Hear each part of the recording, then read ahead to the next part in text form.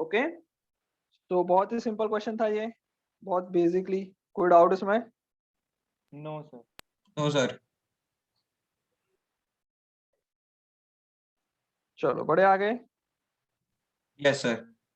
Okay, सो ये हम लोगों ने क्या किया था, T0 T3 पे ये सब करके एवरेज स्पीड निकाल ली। अब दूसरा क्वेश्चन था क्या, इंस्टेंटेनियस स्पीड निकालने का, right? Yes, sir. Instantaneous Yes, speed sir. At time क्या क्या दिया हुआ है? 0, 1 and 3. 0, 1 and 3। ओके, 0, 1 and 3 पे हम लोगों को टाइम क्या निकालना है, सॉरी, स्पीड निकालनी है। तो क्या करेंगे, differentiation, v is equal to Differentiation, dx by dt। Differentiation इसका करेंगे तो आ जाएगा 6t square minus 12t plus 2 minus 0। ये मेरा डिफरेंशिएशन आया, v का फॉर्मूला आया t के रिस्पेक्ट में। अब क्या पूछा है, t इज इक्वल टू 0 पे स्पीड सर वो पूछी है। 2 तो नहीं आएगा ना? क्यों नहीं आएगा बेटा, t है ना 2 के साथ। सर पर वो T O yes sir, t yes का सर, डिफरेंशिएशन 1 होता है। Yes sir, yes sir, okay, constant का डिफरेंशिएशन 0 होता है, यस सर। राइट? या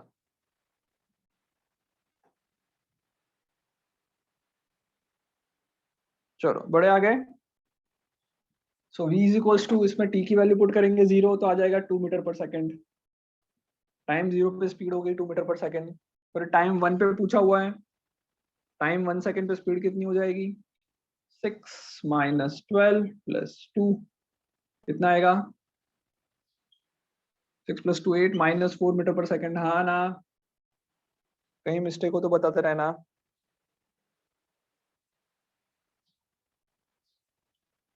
आवाज आ रही है? Yes sir. चलो टाइम 3 सेकंड पे भी स्पीड निकालनी है तो वैल्यू 3 पुट करके देखेंगे। 6 इंटू 9 माइनस 12 इंटू 3 प्लस 2, कितना आएगा करके बता दो भाई। 20 मीटर पर second.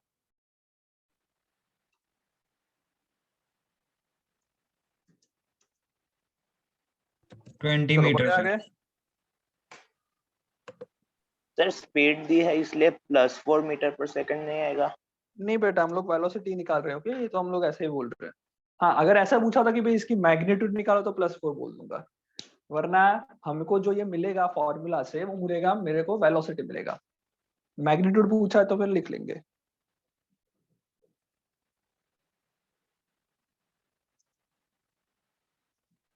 Okay Yes sir. Okay sir. Okay, बड़े आ गए। Yes sir. ओके चलो, सो आगे बढ़ते हैं। यहाँ तक कोई डाउट नहीं। नेक्स्ट क्वेश्चन क्या था?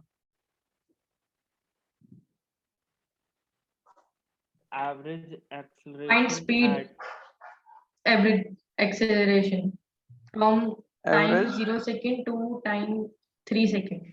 एवरेज एक्सेलरेशन फ्रॉम टाइम 0 से 3। तो एवरेज एक्सेलरेशन निकालने के लिए क्या करना पड़ेगा? एवरेज एक्सेलरेशन मतलब change in velocity upon change in time, right? तो ये एवरेज को मैं रहने देता हूँ, बाकी सबको हटाते हैं। एवरेज एक्सेलरेशन फाइंड करना है, क्या करना पड़ेगा, delta v upon delta t, right? Very good. So average acceleration is equals to delta v upon delta t। बेटा सबको आ रहा है, समझ में नहीं आ रहा है? तीशा समझ में आ रहा है? Yes Tisha, sir. कोई डाउट? No sir. ओके चलो, सो एवरेज एक्सेलरेशन निकालना है हमको from time is equal to 0 से 3। मृदुल आ रहा है समझ में? आज लिख रहे हो, आज नहीं लिख रहे हो मृदुल? Yes sir, लिख रहा हूँ। अच्छा वेरी गुड। चलो, सो एवरेज एक्सेलरेशन निकालने के लिए delta v by delta t करूंगा। 0 से 3 के लिए करूंगा तो basically v at 3 minus v at 0 divided by 3 minus 0। हाँ बोलो सर। मैंने इसे सॉल्व कर दिया है तो सर मेरे को इसे लिखना होगा, मतलब जो अभी आप करवा रहे हो। तुमने सॉल्व मतलब किस तरह से किया है? इसी तरह से किया है, रफ में साइड पे कर लिया? नहीं सर, इसी तरीके से किया है सर, आपने होमवर्क में दिया था ना ये कल, इसलिए। हाँ हाँ, तो चलेगा, तो चलेगा। तो सर इसे नहीं लिखना है ना? नहीं नहीं नहीं चलेगा, मतलब इसी तरह से तुमने लिख लिया है ना ऑलरेडी, हाँ सर या लिख इस लिया, तरह से नहीं पूरा किया है? आंसर सब लिख लिया और वैसे सॉल्व किया है पूरा। सॉल्व किया है ना, अच्छी जैसे तरह से अभी आप सॉल्व किया है, सॉल्व फिर कर ठीक रहे है। हो। अच्छी तरह से सॉल्व किया है तो फिर कोई बात नहीं, वरना नहीं अच्छी तरह से सॉल्व किया है तो लिख लेना। चलो, सो v3 minus v not divided by 3 minus 0। Velocity at 3 कितनी है भाई? वेलोसिटी एट 3 कितनी है? यहाँ पे कितने आया था आंसर? ये आंसर आया था 20। 20 meter per second. So velocity at 3 is 20 minus velocity at 0 is 2 2 meter per second. divided by 3, which is equals to what? 20 minus 2 is 18. 18 by 3 3 is meter per second square.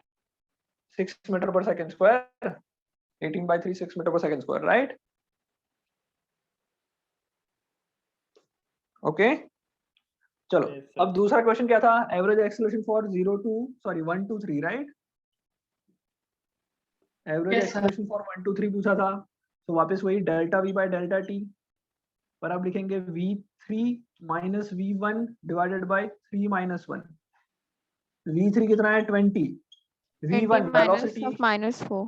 minus of -4. Okay, 20 minus -4 divided by 3 minus 1 is 2. 8 meter 24 per by 2 is second. 20 meter. अरे भाई, मेरा math खराब है, तुम्हारा खराब है. 12 meter per second. 12 metre पर second square आएगा ना? तो फिर क्या चल रहा है? चलो, डाउट कोई समझ में आया कैसे कर रहे हैं? भाई आयुष वीडियो क्यों ऑफ किया? sir. चलो, सर go 1 ahead. मिनट में ऑन कर रहा हूँ सर. क्या कर रहे हो? सर 1 मिनट के बाद ऑन कर रहा हूँ बस. ओके ओके ओके बेटा, इसीलिए सब लोग जल्दी उठ के नहा धो के कपड़े पहन के ही लेक्चर लेने बैठो. ओके, चलो आगे बढ़ते हैं.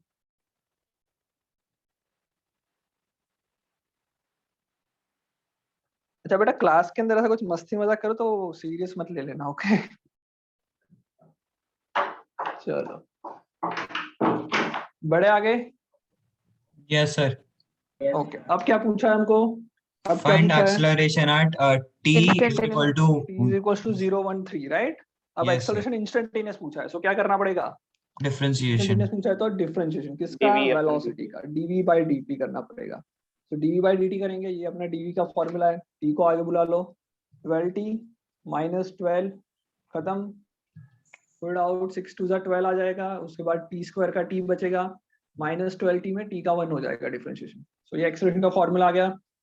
अब क्या करेंगे? At t is equals to 0 what will be the acceleration? 0 put करेंगे, माइनस 12 मीटर पर second square will be the acceleration. At t is equals to 1 second, acceleration is 1 value put करोगे तो 0 मीटर पर सेकंड स्क्वायर. ओके, आ रहा है समझ में?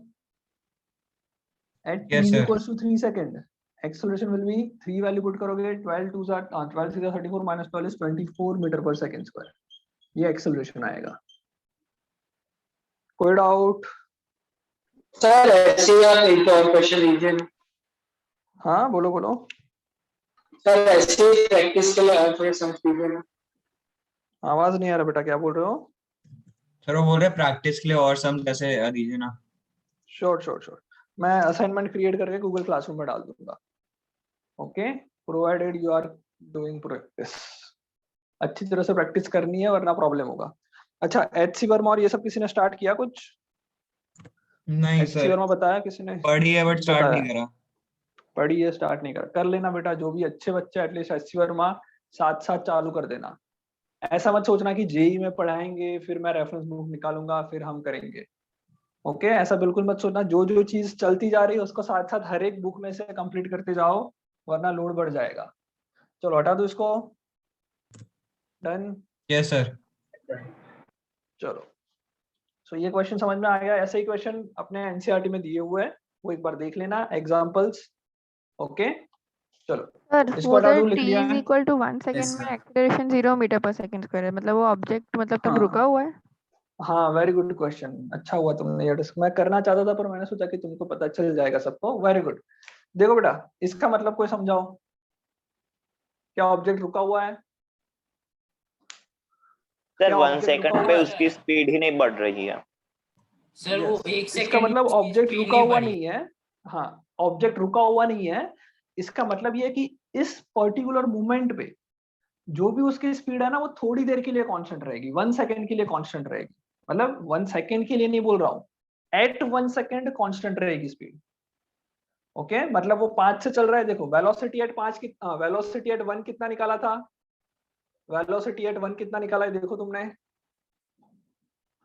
Velocity at 1 कितना -4 निकाला है? मीटर पर सेकंड. यस, -4 मीटर पर सेकंड. तो यही स्पीड से वो चल रहा है. थोड़ी देर के लिए, फिर वापस चेंज हो जाएगा क्योंकि एक्सेलरेशन इंक्रीज होगा। तो जस्ट इस पर्टिकुलर मूवमेंट के लिए उसकी स्पीड नहीं बढ़ रही। आया समझ में? एक्सेलरेशन 0 का मतलब यस सर, Yes, अगर sir. सर अगर स्पीड 0 होता तो ऑब्जेक्ट रुका होता, पर एक्सेलरेशन 0 तो है रुका मतलब होता, कांस्टेंट very है। good. चलो वेरी गुड, ये देख लेते हैं। एक काम करते हैं, अगर x 0 है तब क्या मतलब हुआ, v 0 है तब क्या मतलब हुआ, और a 0 है तब क्या मतलब हुआ, ये पहले बता। ये बेटा लिख लेना, बहुत अच्छे मैंने ये डिस्कस, वैसे तो थियरी में नहीं पढ़ाते ये सब, पर ये बहुत इंपॉर्टेंट है, डिस्कस कर लेते हैं। चलो क्या है डिस्कशन में, x 0 है, बताओ इसका मतलब बताओ। कोई भी ऑब्जेक्ट के लिए x 0 है, डिस्टेंस है ही नहीं उसका, डिस्टेंस Move का 0 है। 0 उसने है कोई बस। डिस्टेंस ट्रैवल नहीं किया, या फिर ऐसा बोल सकते हैं कि जो नंबर लाइन है उसमें 0 मार्क पे खड़ा है। कहाँ पे खड़ा है? 0 मार्क पे ऊपर। खड़ा है, ओरिजिन पे खड़ा है बेसिकली। ओके, सो ये रिप्रेजेंट कर रहा है कि भाई ऑब्जेक्ट इज एट ओरिजिन।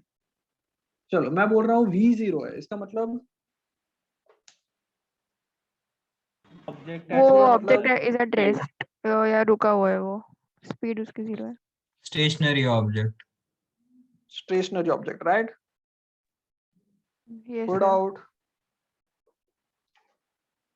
सो इसका मतलब हुआ कि ऑब्जेक्ट इज एट रेस्ट, इसका मतलब हुआ ऑब्जेक्ट अभी रुका हुआ है। मतलब एक पर्टिकुलर मूवमेंट पे, मान लो t is equal to 2 second पे v 0 आ रहा है, मतलब सिर्फ इस टाइम के लिए रुका हुआ है, उसके बाद शायद आगे जा सकता है, पीछे जा सकता है, कुछ पता नहीं, पर इस पर्टिकुलर सेकंड्स के लिए ये रुका हुआ है। समझ में आया?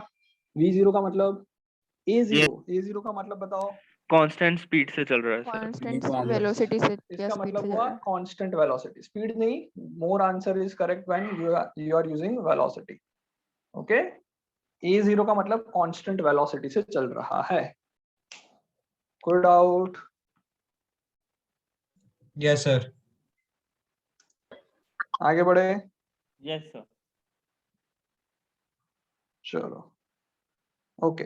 अब इसमें थोड़ा सा और देख लेते हैं। लेट्स से x नेगेटिव है, इसका मतलब क्या सर हुआ? बोर्ड ब्लर हो गया। बहुत ब्लर है या थोड़ा ब्लर है? यस सर, सर ब्लर है। बहुत और blur है। और सर ब्लर हो अब ठीक गया, हो बहुत गया ब्लर सर। हो गया। अब ठीक हो गया, अब ठीक सर अब ठीक क्लियर हो है। गया? क्लियर है? ओके ओके ओके ओके, चलो क्लियर है तो बहुत बढ़िया। यस, सो x नेगेटिव है, क्या समझ में आया इससे? सर वो जो x डिस्टेंस है नेगेटिव वो है। ऑपोजिट डायरेक्शन में ट्रेवल कर रहा है, अगर हमें किसी डायरेक्शन को ना पॉजिटिव ना माने। ना, अनुष्का नेगेटिव, वीडियो ऑन कर लो अनुष्का। x नेगेटिव, तो इसका मतलब क्या?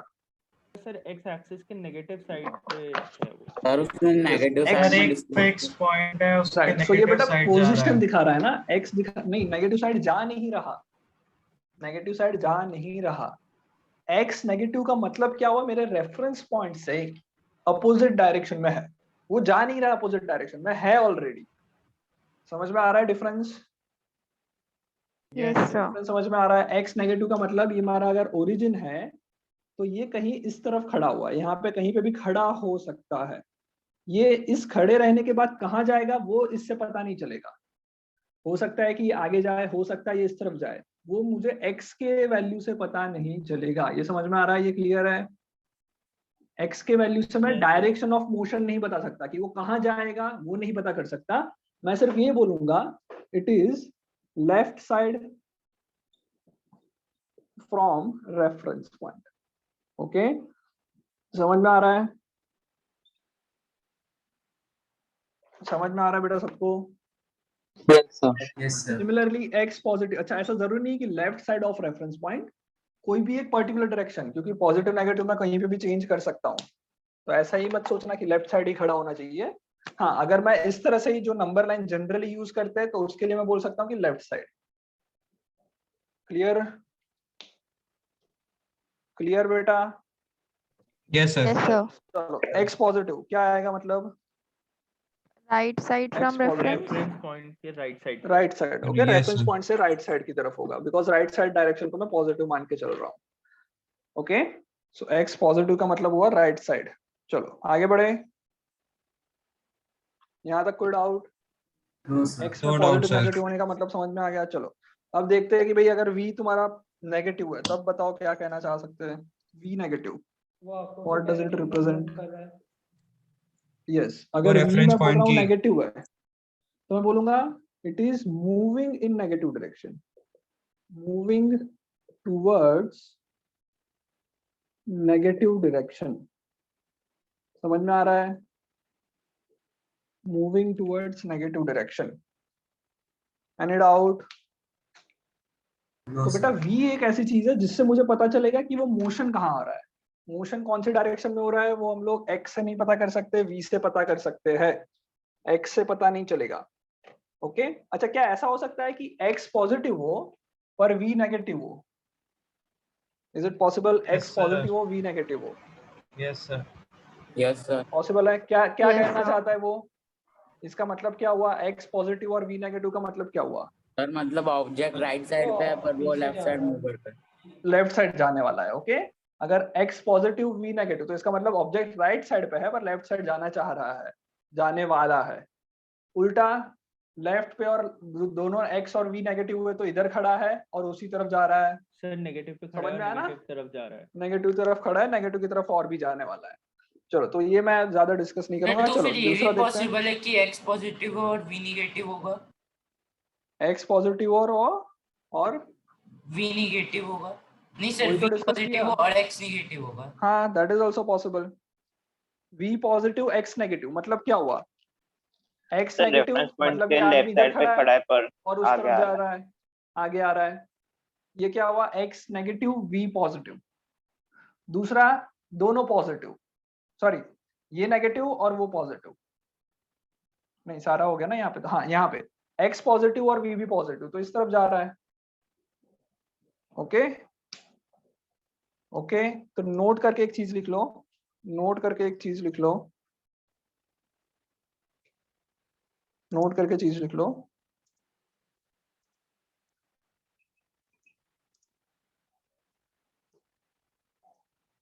नोट करके चीज लिख लो। Direction of motion, direction of motion can not be find out, direction of motion can not be find out by, note करके लिखना है, direction of motion can not be find out by its position, cannot be find out by position. Okay, direction of motion cannot be find out by its position. Next point, direction of motion can be find out by value of, direction of motion can be find out by value of velocity. Direction of motion can be find out by value of velocity. Okay velocity की जो value है उससे पता चलेगा कि भाई किस direction में जा रहा है, पॉजिटिव या नेगेटिव। v0a का मतलब क्या हुआ? v0a का मतलब क्या हुआ? स्टेशनरी है। ऑब्जेक्ट रेस्ट Stationary पर है। है। और कुछ सोचो, और भी कुछ सोचो। v0 हो रहा है, इसका और भी कुछ मतलब होगा। रेस्ट पे तो है ही, वो रेफरेंस बात पॉइंट सही पे है। ही खड़ा है। बोली थी। अरे यार कौन बोला शौर्यवीर? v0 है मतलब रेफरेंस पॉइंट पे खड़ा है, ऐसा थोड़ी होगा। x0 पे रेफरेंस पॉइंट पे खड़ा होगा, v0 तो कहीं पे भी खड़ा हो सकता है, जरूरी नहीं है। Okay sir Shauryaveer? रेस्ट पे ओके आ सर। रहा है, हाँ सर यूनिफॉर्म हर्षित बोलो। Velocity no sir uniform velocity मतलब नहीं, वो मतलब सर वो रेस्ट पे बस आने वाला है थोड़ा। रेस्ट पे आने वाला है।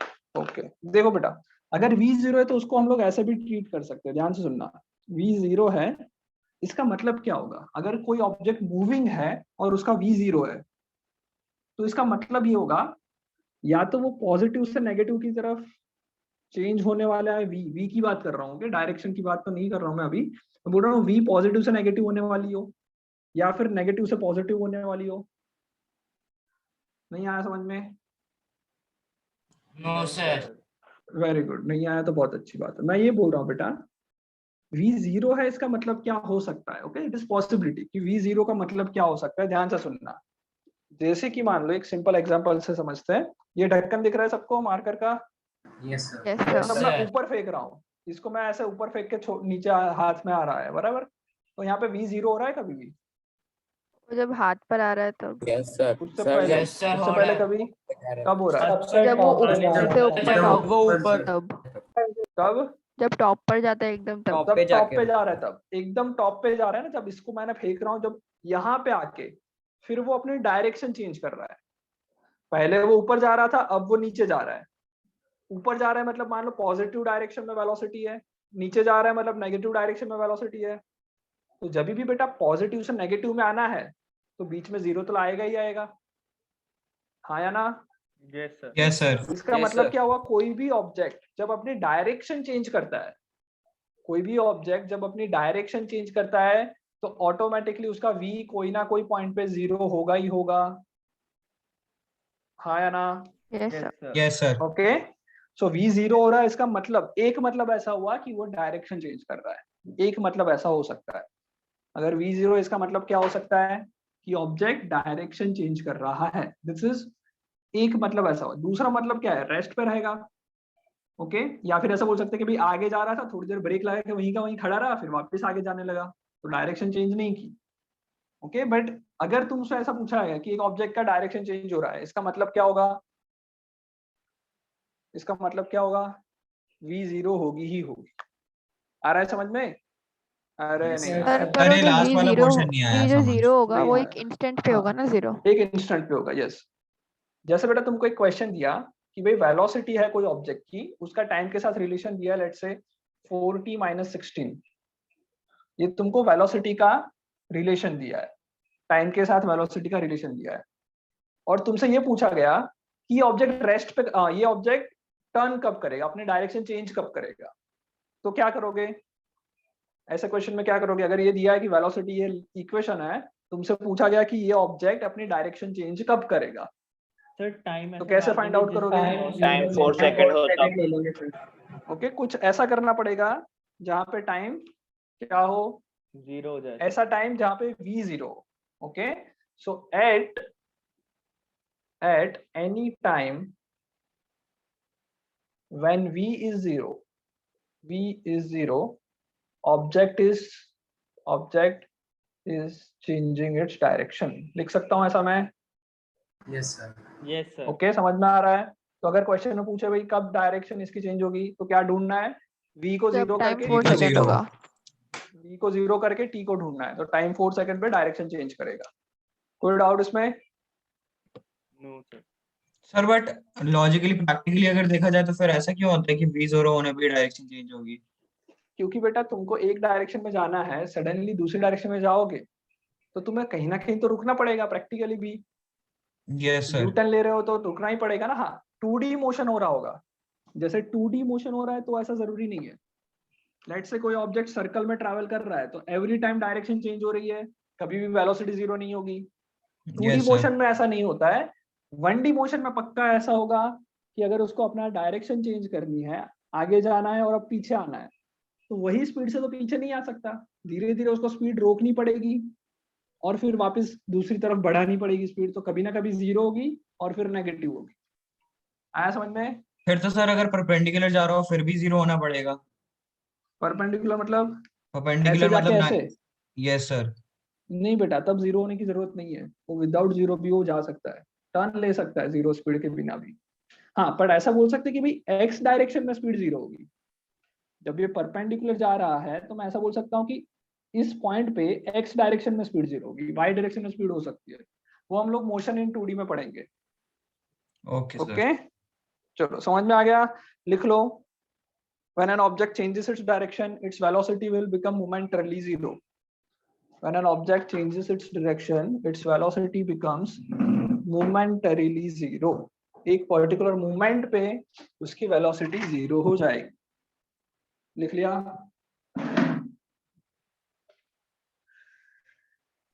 सर एक और बार रिपीट करेंगे? When an object changes its direction, its velocity will momentarily be zero. Its velocity will become momentarily zero. एक पर्टिकुलर मूवमेंट पे वेलोसिटी जीरो हो जाएगी। डन? लिख लिया? Yes sir. Yes sir. Okay, acceleration zero का मतलब, velocity change नहीं हो रही। Constant velocity. जीरो मतलब कांस्टेंट वेलोसिटी। कोई डाउट? No sir. अब एक्सेलरेशन का देखते हैं। एक्सेलरेशन का थोड़ा सा ट्रिकी है तो उसको हम देखते हैं, ध्यान से सुनना। ओके, चलो। सो एक्सेलरेशन, जैसी वेलोसिटी है वही की वही रहेगी, वेलोसिटी कांस्टेंट। चलो अब देखो ध्यान से, एक्सेलरेशन अगर पॉजिटिव है इसका मतलब क्या हुआ, क्या उसकी स्पीड बढ़ेगी, स्पीड कम होगी, वेलोसिटी बढ़ेगी, वेलोसिटी कम होगी, क्या मतलब हुआ? सर वेलोसिटी बढ़ेगी। वेलोसिटी वेलोसिटी इंक्रीज बढ़ेगी। होगी। वेलोसिटी बढ़ेगी, ये पक्का है। ओके, वेलोसिटी इंक्रीज होगी, स्पीड इंक्रीज होगी, डिक्रीज होगी? ये सर पता नहीं लगता सर। चलो चलो, थोड़ा सा कंफ्यूजन है इसमें, देखो ध्यान से। एक्सेलरेशन पॉजिटिव है, ओके, तो इसके बेटा दो केसेस बन सकते हैं। एक्सेलरेशन भले ही पॉजिटिव हो, तुम्हारी अगर वेलोसिटी भी पॉजिटिव है, एक्सेलरेशन भी पॉजिटिव, वेलोसिटी भी पॉजिटिव, मतलब जिस डायरेक्शन में जा रहा है उसी डायरेक्शन में एक्सेलरेशन है, तो इसका मतलब क्या हुआ? स्पीड या फिर वेलोसिटी इंक्रीजेस। समझ में आया ये? हाँ या यस ना? Sir. Acceleration positive, velocity positive, speed will increase. But भले ही एक्सेलरेशन पॉजिटिव डायरेक्शन में हो और उसकी वेलोसिटी नेगेटिव डायरेक्शन में हो, मतलब ये हुआ, ये रेफरेंस लाइन है, मान लो ये 0 का मार्क है, ऐसा मान लो, भले ऑब्जेक्ट इधर पहले खड़ा हो और इस तरफ जा रहा है, ये इनिशियल ऐसा हो रहा है, वेलोसिटी नेगेटिव बोल सकता हूँ, this direction is taken as negative, this direction is taken as positive. कोई डाउट यहाँ तक? Velocity Yes, negative sir. बोल दूं? वेलोसिटी नेगेटिव बोल दिया मैंने। मैं बोल रहा हूँ एक्सेलरेशन पॉजिटिव है, मतलब ये हो रहा है कि एक्सेलरेशन की डायरेक्शन ये है, ये एक्सेलरेशन की डायरेक्शन है, मतलब भले ही ये आदमी इस तरफ आ रहा है पर उसकी स्पीड धीरे धीरे क्या हो रही होगी? कम डिक्रीज। हो रही होगी, डिक्रीज हो रही होगी। समझ में आ रहा है? Yes sir. स्पीड क्या हो रही होगी? धीरे धीरे डिक्रीज होएगी। उसके बाद क्या होगी? डिक्रीज होकर धीरे धीरे क्या होगी? फिर वापस फिर क्या होगी? स्टॉप होगी और फिर आप फिर इंक्रीज फिर होगी। सर नेगेटिव डायरेक्शन में चली जाएगी, तो पॉजिटिव पॉजिटिव डायरेक्शन में चेंज हो जाएगी। Okay, after some time it will increase. समझ में आ रहा है या गड़बड़ घोटाला हो गया? अरे समझ वीडियो आ रहा है ऑफ सर। नहीं सर, आ रहा है समझ में। सर मिक्स हो गया, नहीं समझ आया। सर क्या एक्सेलरेशन बोल रहे हो थोड़ा बेटा? वो है। एक्सेलरेशन में कंफ्यूजन हो गया। देखो बेटा क्या है,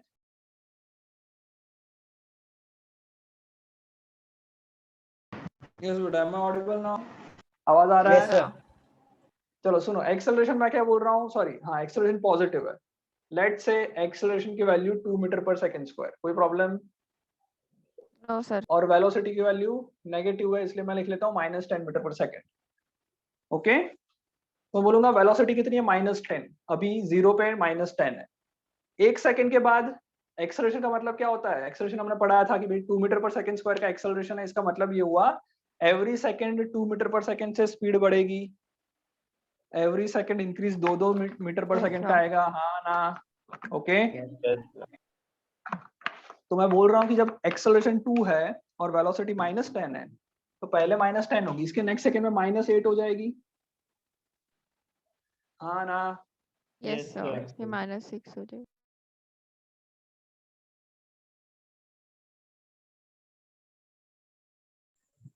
हेलो, आवाज आ रहा है अब? Yes sir. चलो -6, उसके नेक्स्ट सेकंड में -6, उसके नेक्स्ट सेकंड में -4, उसके नेक्स्ट सेकंड में -2, फिर 0, फिर 2, 4, 6, 8, 10, 12, हाँ या ना? यस यस ऐसा सर। ही होगा। क्या हो रहा है देखो, अगर मैं स्पीड की बात करूं, मैं बोल रहा हूँ स्पीड, स्पीड मतलब क्या होता है? डायरेक्शन को भूल जाओ, सिर्फ स्पीड, वैल्यूज उसकी देखो, पहले स्पीड 10, फिर 8, फिर 6, फिर 4, फिर 2, फिर 2, फिर 4, 6, 8, 10, 12, decrease decrease decrease decrease decrease, increase increase increase increase increase. आया समझ में?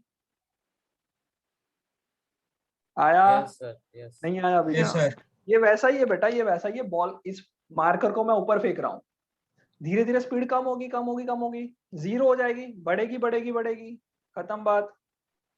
तो ओके, सर मार्कर वाले केस में एक्सेलरेशन कौन सा था, पॉजिटिव था ना? हाँ, वो नहीं, एक्सेलरेशन मैं नीचे की डायरेक्शन में ले रहा हूँ तो वो नेगेटिव ले रहा हूँ, तो मार्कर वाले ग्रेविटी केस में वाज द वेलोसिटी पहले एक्सेलरेशन। पॉजिटिव थी, हाँ ग्रेविटी का नेगेटिव ले रहा हूँ मैं एक्सेलरेशन। ओके, चलो ये समझ में आया? अनुष किसको? सृष्टि आ गया समझ में? नैतिली यस समझ में आ सर। रहा है? आगे बढ़े। सर मतलब पहले डिक्रीज होगी फिर अचानक इंक्रीज हो जाएगी 0 के बाद। हाँ, फिर इंक्रीज होना चालू हो जाएगा। Okay sir, yes sir. ये क्या बोला मैंने, एक्सेलरेशन पॉजिटिव, वेलोसिटी और नेगेटिव। वेलोसिटी का उल्टा, हाँ इसी का उल्टा भी कर सकते हैं कि भाई एक्सेलरेशन को मैं नेगेटिव रख रहा हूँ, let's say acceleration is negative, velocity is positive, या सॉरी पहले फिर एक्सेलरेशन बड़े को से लिख छोटा लेते हो जाएगा स्पीड।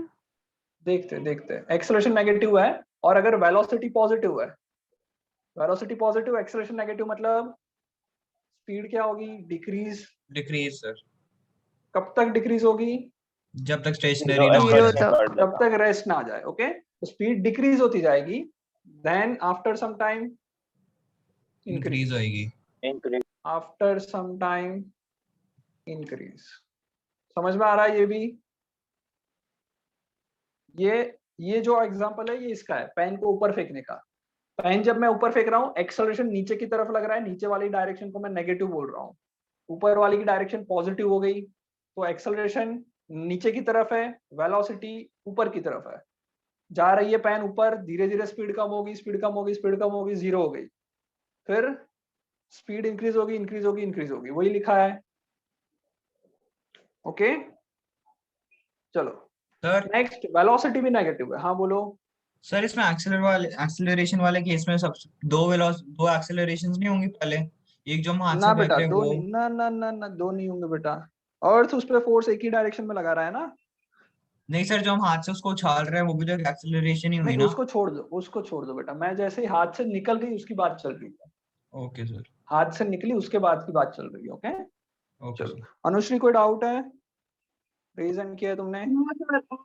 ओके ओके ओके चलो, एक्सेलरेशन नेगेटिव, वेलोसिटी भी नेगेटिव, तो क्या होगा, वेलोसिटी इंक्रीज होती जाएगी, इंक्रीज होती रहेगी constantly sir. Okay speed constantly increase होती जाएगी। ओके बट कौन सी डायरेक्शन में, नेगेटिव नेगेटिव डायरेक्शन में। डायरेक्शन में। नेगेटिव डायरेक्शन में स्पीड बढ़ती जाएगी। आ गया समझ में? चलो हटा दो इसको। ओके ये सर बहुत इसको ही, लिख ले टेबल फॉर्मेट में। तो लिख लो, ये बहुत बेसिक चीज है, ये मतलब माइंड में घुस जाना चाहिए। ओके इसको याद करने की जरूरत नहीं है, ये ऐसी फीलिंग आनी चाहिए अंदर से कि हाँ सही चल रहा है, समझ में आ रहा है।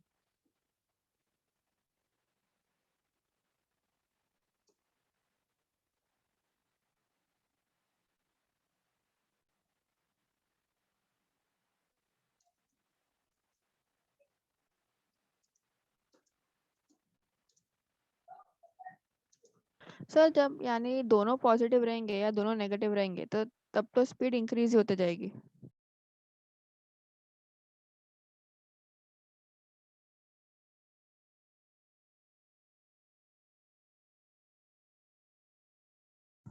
हेलो यस बेटा आवाज आ रहा है? Yes sir. Yes sir. हाँ सर कोई डाउट? हाँ बोलो। यानी जब दोनों एक्सेलरेशन और वेलोसिटी जब दोनों पॉजिटिव रहेंगे या दोनों नेगेटिव रहेंगे, मतलब दोनों का वो डायरेक्शन सेम ही रहेगा, तब स्पीड इंक्रीज होती जाएगी। Yes yes yes okay sir. जब दोनों की डायरेक्शन सेम रहेगी तब स्पीड इंक्रीज होगी, जब दोनों की डायरेक्शन अपोजिट है तो स्पीड डिक्रीज होगी, एक्सेलरेशन जिस डायरेक्शन में उस तरफ उसकी डायरेक्शन हो जाएगी और फिर स्पीड इंक्रीज होगी। ओके ये बेसिक यस सर। बड़े आगे। सर यस बोलो। सर अगर कोई इंसान रेफरेंस पॉइंट के लेफ्ट साइड खड़ा है और वो राइट साइड मूव कर रहा है तो उसकी वेलोसिटी हम प्लस में लेते हैं कि माइनस में? यस कोई इंसान कहाँ खड़ा है, रेफरेंस पॉइंट के लेफ्ट चलो साइड। भूल जाओ कि कहीं पे खड़ा है, कहीं पे भी खड़ा है इंसान, कहीं पे भी खड़ा है। अगर मैं इस डायरेक्शन को पॉजिटिव गिन रहा हूँ, इस डायरेक्शन को नेगेटिव गिन रहा हूँ, तो चाहे वो कहीं पे भी खड़ा हो उससे फर्क नहीं पड़ेगा। अगर उस तरफ जा रहा है तो पॉजिटिव वेलोसिटी लेंगे, इस तरफ आ रहा है तो नेगेटिव वेलोसिटी लेंगे।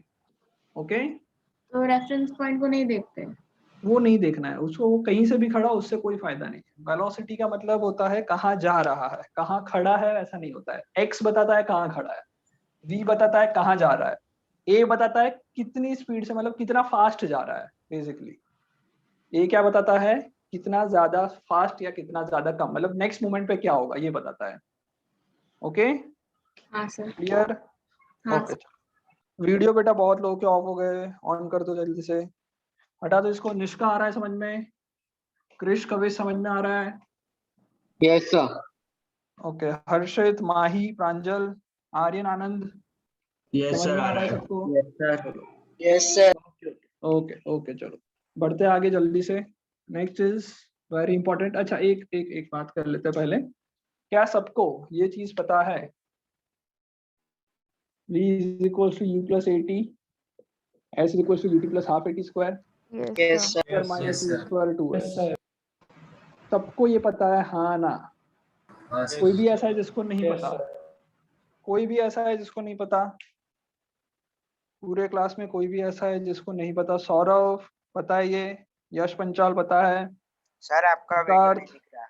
वही सर, आपका वीडियो नहीं दिख रहा। सर आपका वीडियो स्क्रीन विजिबल नहीं है। अभी भी नहीं दिख रहा? अच्छा, नहीं सर। Wait a minute. अब बंद हो गया? Yes, sir. Yes, Yes, sir. Yes sir.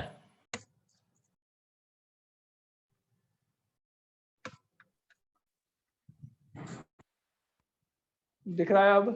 Yes, sir. Yes, Yes, sir. sir. Yes sir. Okay, चलो। सो ये जो इक्वेशन मैंने लिखे है सबको पता है?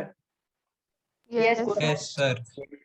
इसके न्यूमेरिकल्स में विदाउट पढ़ाए बिना ही दे दूं चलेगा?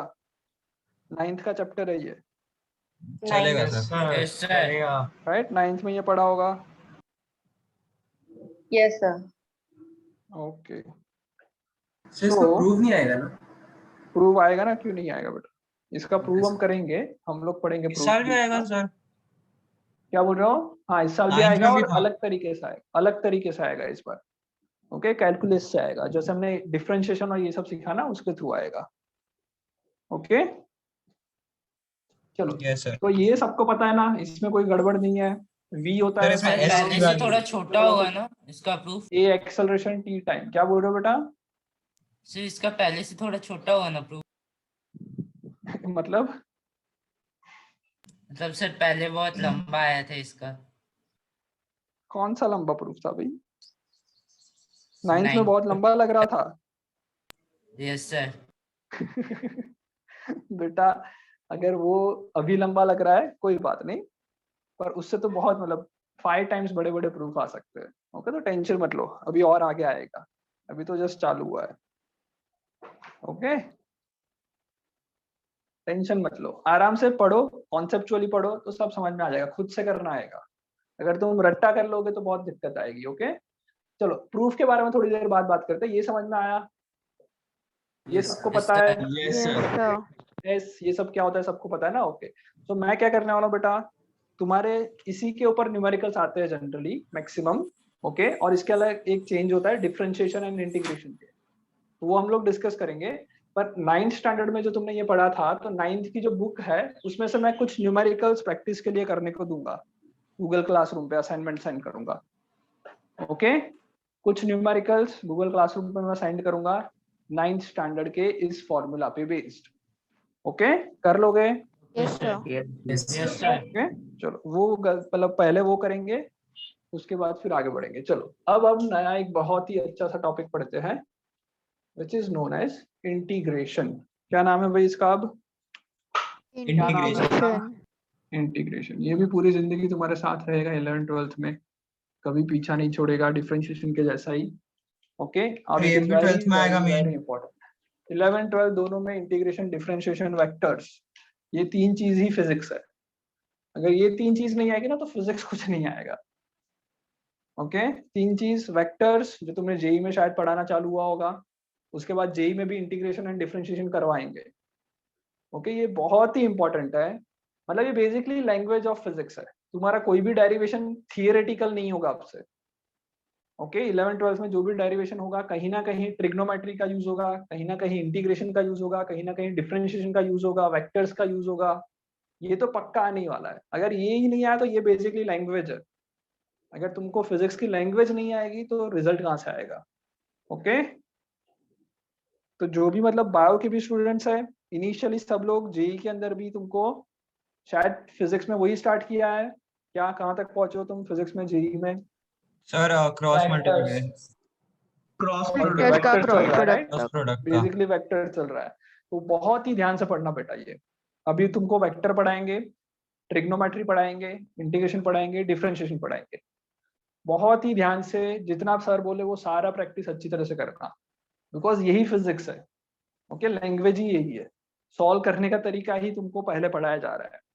ओके चलो, सो अभी हम लोग स्टार्ट करते हैं इंटीग्रेशन, राइट। अब इंटीग्रेशन का पहले एसेंस ले लेते हैं कि इंटीग्रेशन एक्चुअल में क्या है, ओके उसके बाद सोचते हैं। सो इंटीग्रेशन क्या है, बेसिकली ये है एरिया अंडर द ग्राफ। क्या है ये? Area under any graph. Graph के अंडर का एरिया कैसे पता चलेगा? By a method which is known as integration. हाँ ना, समझ में आया? Yes sir. Okay, area under the graph निकालने का एक फॉर्मूला है, उसको हम कहते हैं इंटीग्रेशन। अब इसको थोड़ा और समझते हैं कि एक्चुअल में क्या करता है। ओके, ये एक्चुअल में काम क्या करता है। तुमने बेटा समेशन पढ़ा होगा, 9th 10th में समेशन पढ़ा होगा, जिसको हम सिग्मा बुलाते थे, सिग्मा एन, ऐसा पढ़ा होगा सर नहीं यार। इक्वल्स टू, ये कुछ नहीं पढ़ा, वेरी गुड, कोई बात नहीं, इसको भूल जाओ थोड़ी देर के लिए। अच्छा, क्या तुम मुझे बोल सकते हो कि 0 से 10 तक जो भी इंटीजर्स है, इंटीजर्स हो गया। ब्लर हो गया या ठीक हो गया? ठीक हो गया। ओके, 0 से 10 तक जो इंटीजर है उन सबका सम बताओ, बताओ कितना? सर वही जो n into n plus 1 upon 2 वाला फॉर्मूला यूज करके आता था, ये एपी में पढ़ा था। 0 से पढ़ा था ना ये, एपी में 0 सर। से 10 का सम ऑफ इंटीजर्स बताओ। 0 1 2 3 4 5 6 7 8 9 10 ये करके बताओ, तो तुमको 55 आंसर आएगा।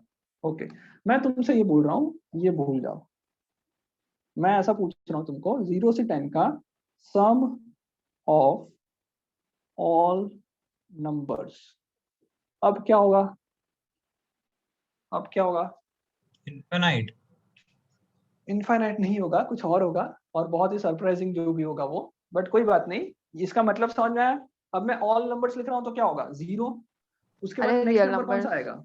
सर रियल नंबर सारे 0 से 10 के बीच में। नेक्स्ट नंबर कौन सा आएगा? नेक्स्ट नंबर कौन सा आएगा वो बताओ। चलो 0.1 मैं ये बार। करना चाहता हूँ, मैं 0 लिख रहा हूँ। 0.00001 क्या आएगा नेक्स्ट नंबर? 0.00000 जितनी बार 0001 लिखते जाओ, जितने बार लिखते जाओ उतना कम है, बाद में 1 0 बार 1, नेक्स्ट 0.0000 जितना जितना लिखते जाओ उसके बाद 2।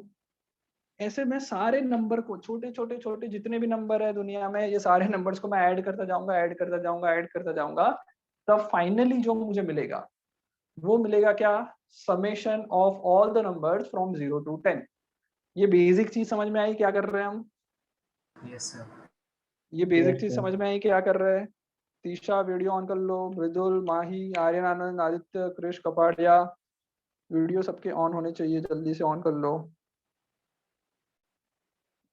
ओके, सो ये जो एक टेक्निक है, इस तरह के नंबर को हम नॉर्मली तो सॉल्व नहीं कर सकते, ऐड ही नहीं कर सकते ऐसा तो। ओके, तो इसकी जो टेक्निक है that is known as integration. ये करने की जो टेक्निक है उसको हम क्या कहते हैं? इंटीग्रेशन। समझ में आ रहा है कुछ? Yes sir. ओके, छोटे छोटे छोटे छोटे छोटे सभी लोगों को ऐड करो, उसको हम कहते हैं integration. Okay, it is a process of addition of infinitely small numbers. It is process of addition of infinitely small numbers. समझ में आ गया? ये प्रोसेस समझ में आई क्या है? ओके, चलो अब ध्यान से सुनना। अब यही चीज एरिया अंडर द ग्राफ कैसे बताती है वो दिखता है। तो लेट्स से एक इक्वेशन लेते हैं, या फिर एक ग्राफ लेते हैं, y is equal to some constant, let's say y is equal to 5 ले सकता हूँ। ये ग्राफ बन जाएगा तुम्हारे हिसाब से? कैसा बनेगा ग्राफ ये y इक्वल टू 5 का? x एक्सिस से पैरेलल होगा। x एक्सिस से पैरेलल 5 होगा, राइट? कोई डाउट इसमें? ओ सर। ओके, अब मैं तुमसे ये पूछता हूँ कि इसमें से लेट्स से 0 से लेके यहाँ तक 10 है, 0 से 10 तक का एरिया अंडर द ग्राफ बताओ। मतलब इस ग्राफ का एरिया बताओ, मतलब ये एरिया बताओ, ये एरिया कितना होगा? कोई बता सकता है ये एरिया कितना होगा? 0,10 रेक्टेंगल का एरिया। इस रेक्टेंगल का एरिया हो जाएगा यस बेसिकली कितना आएगा? 10 into 5 50। 10 into 5 15 आ जाएगा, हाँ या ना? बहुत सिंपल। Yes sir. ओके, सो ऐसा मैं कब कर सकता हूँ? बिकॉज ये बहुत ही सिंपल तरीके से मेरे को मिल गया। ओके, अब मैं तुमसे थोड़ा सा चेंज कर देता हूँ। लेट से मेरा जो ग्राफ है y इज इक्वल्स टू 5, ऐसा ग्राफ नहीं है मेरे पास, कोई ग्राफ है थोड़ा सा कॉम्प्लिकेटेड है। Okay, let's say y is equals to x का ग्राफ है। किसका ग्राफ है बेटा? y X. Is equals to x। अगर y is equals to x का ग्राफ है, इसका मतलब क्या होगा? ऐसा कुछ जाएगा ग्राफ, ग्राफ कुछ Linear ऐसा जाएगा, linear हो गया ओरिजिन से सर। पास होगा और ऐसा जाएगा, लीनियर स्ट्रेट लाइन जाएगी। कोई doubt? y is equals to x का ग्राफ ऐसा ही बनता है, हाँ ना, जल्दी बोलो। Yes, sir. Yes sir. Yes, sir. चलो वेरी गुड। नहीं समझ में आ रहा तुरंत पूछ लेना, सर ऐसा ही क्यों बना, पूछ लेना, टेंशन मत लेना। ओके, सबको आ रहा है यहाँ तक? y इक्वल्स टू x का ग्राफ ऐसा Yes, sir. बनेगा। Yes चलो sir. अब मैं तुमको वापस बोल रहा हूँ कि इस ग्राफ के अंदर 0 से 10, x की वैल्यू 0 और x की वैल्यू 10 के अंदर ग्राफ का एरिया निकालो। मतलब कि बेसिकली ये कितना एरिया निकालना है मुझे? सर ये y एरिया एक्सिस की निकालो। क्या हाइट है? पता नहीं बेटा, Sir, 50. कितना आएगा सोच के बताओ। What is the area under the graph? 50. Okay, 50 is correct. Yes, sir. हाँ 50. भाई, शौर्यवीर y की कितना मिला वो पता चला, नहीं चला? Sir, पता चल गया. 50 इज करेक्ट। y की कितनी Yes. हाइट है बताओ बेटा, शौर्यवीर? 10. अरे भाई, y is equal to x का ग्राफ है ना, तो x की वैल्यू 10, तो y की वैल्यू कितनी? Yes sir. Yes sir. आया समझ में? Yes sir. अरे हाँ ना, सबको आया? Yes, sir. इस area Yes, under the sir. Graph क्या आएगा? एरिया अंडर द ग्राफ क्या आएगा? क्या करना पड़ेगा? 50 ये जो square units. ट्रायंगल बन रहा है, ट्रायंगल बन रहा है, उसका area half into base into height, half into 10 into 10, 50 आ गया समझ में?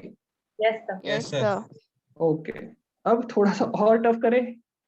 लेट्स से मेरा ग्राफ ऐसा है, मेरा ग्राफ क्या है, क्या हो गया ग्राफ? देखो y is equals to X square. x square. अब क्या ऐसा ग्राफ बनेगा बताओ भाई?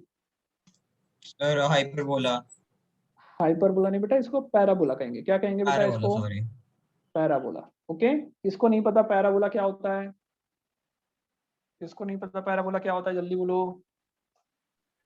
सर नहीं पता। नहीं पता ना, वेरी गुड। देखो बेटा, पैराबोला क्या होता है, ध्यान से सुनना। अगर मैं ग्राफ बना रहा हूँ y is equals to ax plus c का, अगर इस टाइप का कोई ग्राफ है, basically y directly dependent on x है, तो ये ग्राफ बनेगा लीनियर, स्ट्रेट लाइन बनेगी, ये तो पता है। Yes sir. ओके, अगर y की वैल्यू है ax square plus bx plus c के फॉर्म में, मतलब y किस पे डिपेंड कर रहा है? x के स्क्वायर पे डिपेंड कर रहा है। समझ में आ रहा है? वीडियो ऑन रखो, अनुष्का, दिशा, वीडियो ऑन कर दो सब लोग। Yes, so y is equals to ax square plus bx plus c, इस तरह का कुछ है। तो जो ग्राफ बनेगा उस ग्राफ को हम क्या बोलते हैं? पैराबोला। समझ में आया? पैराबोला किसे कहेंगे? Yes sir. ओके बेटा, पैराबोला किसे कहेंगे, समझ में आ गया? ओके, ये सब चीज बेटा पढ़ाई नहीं जाएगी, फटाफट फटाफट खत्म होती जाएगी। ओके, ये ऐसा है कि तुम्हें एक्सपेक्टेशन हमको होती है कि ये तो सबको आता ही होगा, तो नहीं आता तो तुरंत बोलना है। ओके, पैराबोला बेटा सबको पता है कैसा होता है? यस सर, एक कैसा कर्व होता है? कर्व होता है. पर कैसा करो, और अच्छी तरह से डिफाइन करो उस कर्व को। कर्व तो ये भी हो गया, Downward ले curve. Sir, ऐसा कर्व हो open गया। curve. लो, Sir, open curve. Sir, Open open curve क्या कर्व होता होता है। U curve जैसा होता है. You curve. Okay, Swaminarayan soon low. Okay, Swaminarayan का जो सिंबल होता है वो समझ लो। पैराबोला, कोई भी इक्वेशन अगर इस फॉर्म में है ax square plus bx plus c, अगर इस फॉर्म में है तो इसके पास दो ही ऑप्शन है, या तो वो ऐसा होगा जिसको हम बोलेंगे अपसाइड कर्व, अपसाइड पैराबोला। मतलब ये कहीं पे भी हो सकता है, राइट? ऐसा नेगेटिव एक्स एक्सिस में भी हो सकता है, इस क्वाड्रेंट में भी हो सकता है, जीरो से पास होता हुआ भी हो सकता है, ऐसा भी हो सकता है, कुछ भी हो सकता है, बट उसका ऐसे ऊपर की तरफ मुंह खुलेगा। आ गया समझ में? Upward Yes, sir. पैराबोला बोलेंगे। ओके, और जनरली ये तब होगा जब a की वैल्यू पॉजिटिव हो। a की वैल्यू क्या हो? ये है ना ax square plus bx square plus c, उसमें a की वैल्यू पॉजिटिव होगी तो अपवर्ड पैराबोला बनेगा। Any doubt? ओके, और दूसरा पॉसिबिलिटी क्या है? Downward parabola.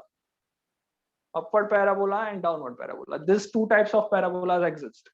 Okay, U shape है बेसिकली, पर यू थोड़ा सा स्ट्रेट लाइन में जाता है, ये अपना मुंह खुलता जा रहा है। कोई डाउट इसमें?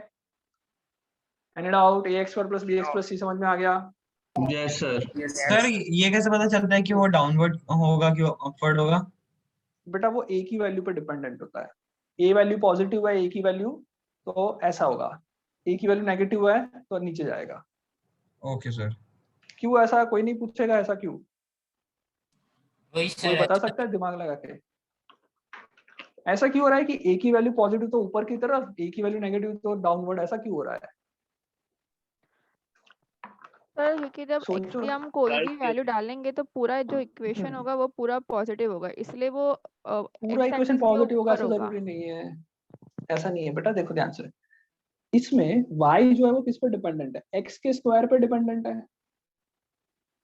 ओके, और x स्क्वायर का जो कोफिशिएंट है, x का स्क्वायर हमेशा पॉजिटिव रहेगा, हाँ या ना? Yes, चाहे sir. कुछ भी हो जाए, Yes, x sir. स्क्वायर तो always positive, always Yes, sir. Positive. Okay, तो अगर a की वैल्यू नेगेटिव, अच्छा ये जो ax square plus bx plus c है, इसमें अगर इवेंचुअली देखा जाए तो कौन सा टर्म बड़ा होगा? इस तीन ax टर्म्स square. में से कौन सा टर्म बड़ा होगा? मतलब जनरली तो देखा जाए तो चलो कि भाई मैं y की वैल्यू में ऐसा लिख लेता हूँ कि भाई 2x square plus 5x plus 100। अब मैं तुमसे पूछूं कि कौन सा टर्म बड़ा है इसमें, तो क्या बोलोगे तुम? तो सर बता कौन सा थोड़ी टर्म बड़ा सकते है? हैं। सर जब तक x की पता नहीं वैल्यू कर पता सकते, नहीं राइट? चले तो कैसे जब तक बताएंगे? x की वैल्यू पता नहीं चले तब तक मैं सबसे बड़ा टर्म कौन सा है वो नहीं बता सकता। बट अगर मैं इन जनरल सोचूं कि भाई x की वैल्यू मैं सबसे ज्यादा रख दूं, मैक्सिमम रख दूं, तो इन दैट केस ये टर्म ही हमेशा बड़ा होगा।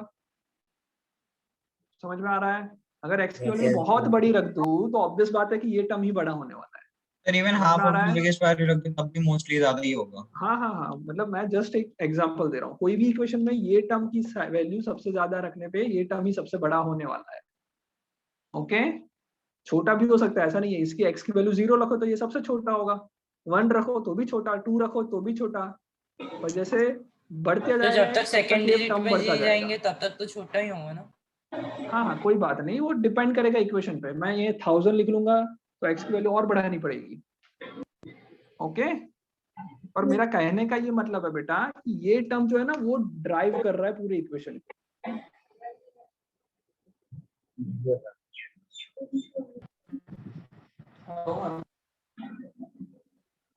समझ में आ रहा है बेटा? ये जो टर्म है पहला वाला वो Yes, ड्राइव sir. कर रहा है इक्वेशन को पूरा। ले कौन जा रहा है? ये वाला टर्म ले जा रहा है, ये ड्राइव कर रहा है। तो अगर x स्क्वायर तो पॉजिटिव है, अब y की वैल्यू ax स्क्वायर, उसमें से यही सबसे ज्यादा इंपॉर्टेंट टर्म है, और a की वैल्यू भी पॉजिटिव तो y की वैल्यू भी बहुत ज्यादा पॉजिटिव में आएगी, इसलिए अपवर्ड पैराबोला बनेगा। और अगर a नेगेटिव होता तो y की वैल्यू बहुत ज्यादा कम आएगी, इसलिए डाउनवर्ड पैराबोला बना। आया समझ में? Yes sir. ओके बेटा, ये जो ना ये सारी मैथमेटिक्स में है, मतलब ये सब मैथ्स में तुमको वापस पढ़ाया जाएगा बहुत अच्छी तरह से। ओके, ये सब कुछ मैथ्स में पढ़ाया जाएगा। Linear equation, parabola, hyperbola, ellipse, circle, सब कुछ आएगा, डोंट वरी। पर पैराबोला समझ में आया क्या होता है? Yes sir. ओके, चलो। तो अपना जो यू शेप है स्वामीनारायण का, उसको हम लोग पैराबोला कहते हैं। और पैराबोला की हम बात करें, और इक्वेशन लिख रहा हूँ y is equals to x square. तो पैराबोला हमें करना आता है। कौन आवाज कर रहा है ये? Ayush Bundel, please mute yourself. Okay, चलो बड़े आ गए। तुम्हारे क्लास में से बच्चे कम हो रहे हैं क्या धीरे धीरे? 26 हो गए, पहले 30 थे। चलो कोई बात नहीं, आगे देखते हैं। y is equals to x square मतलब क्या हुआ? ग्राफ कुछ ऐसा बनेगा, 0 पे 0, फिर बढ़ता जाएगा बढ़ता जाएगा बढ़ता जाएगा। हाँ ना? अरे हाँ ना? यस ओके, Yes, अब मैं sir. तुमसे बोलूं कि भाई अब वापस वही करना है जो पहले करते आ रहे थे। 0 से 10 के लिए एरिया बताओ।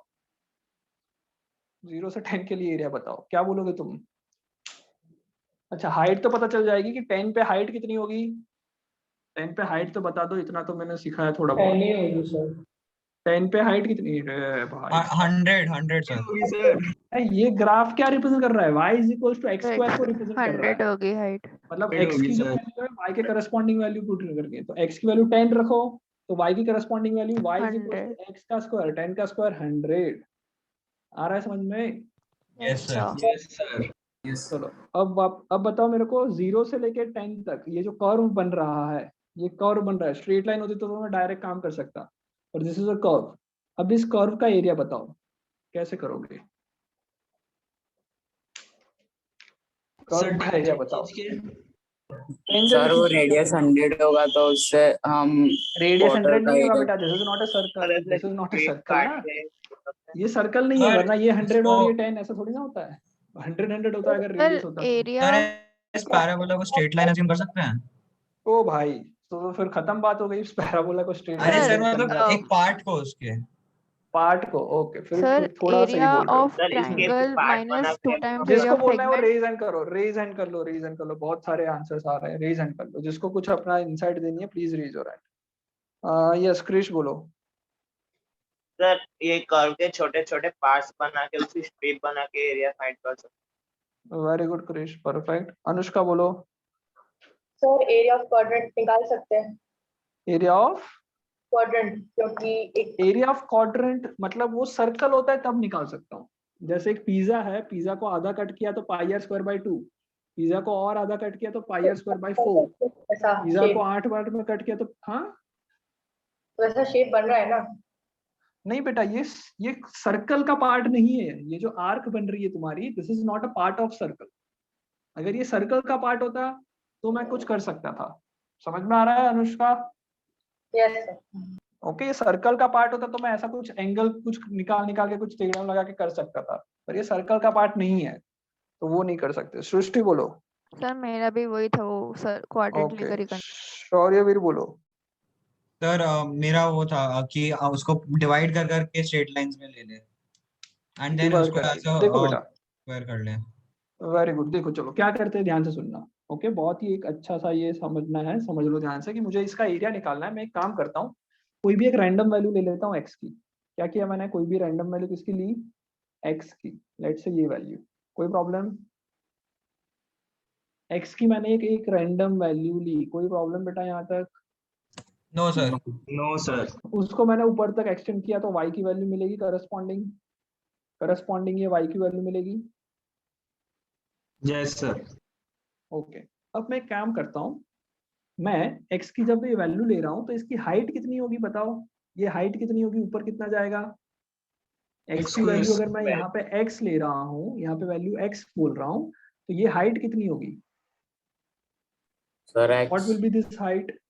X अरे हाइट x स्क्वायर होगी ना, बिकॉज y का वैल्यू क्या है, x स्क्वायर के करस्पॉन्डिंग है। ये x की वैल्यू 10 थी तो y 100 हो गया, x 5 होगा तो y 25 हो जाएगा। आ रहा है समझ में? Yes sir. Yes Yes, sir sir. कोई भी एक रैंडम वैल्यू x लूंगा तो x स्क्वायर आ जाएगा, समझ में आया हाइट उसकी? Sir yes sir. हाँ बोलो बेटा। लेकिन ये चीज तो तभी पॉसिबल है जब वो स्ट्रेट लाइन में हो। तो ये तो एक ही है ना बेटा, x तो एक ही है, एक ही इंडिविजुअल लाइन ले रहा हूँ तो वो तो स्ट्रेट लाइन बनेगी ना। नहीं मतलब उसका तो? रेशियो जैसे 10 पे 100 तो x पे x स्क्वायर ऐसे, तो वो तो कोई अरे वो नहीं लगा रहा हूँ मैं ऐसा नहीं लगा रहा हूँ कि x पे 10 तो इस पे 100, मैं ये फॉर्मूला लगाता हूँ बेटा, y = x पर ग्राफ रिप्रेजेंटेशन जिसका हो रहा है ना, वो लगा रहा हूँ कि भाई x है y की जगह पे, x की वैल्यू x है तो ये y की वैल्यू x स्क्वायर होगी, x की वैल्यू 10 है तो y की वैल्यू 100 होगी। आ रहा है समझ में? ग्राफ का नेचर देख रहे हैं हम basically. Okay, yes sir. Okay, so मैंने क्या किया, कोई एक रैंडम x की वैल्यू ली, ओके, और मैंने देखा कि उसमें उसकी हाइट जो आ रही है वो x स्क्वायर आ रही है। अब प्रॉब्लम क्या हो रहा है, मेरे पास एक कर्व है, वो प्रॉब्लम है। अगर ये स्ट्रेट लाइन होती या फिर ये एकदम रेक्टेंगल बनाता तो मैं इजीली निकाल सकता था।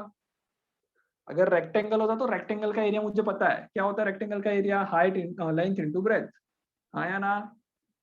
Yes sir. Yes sir.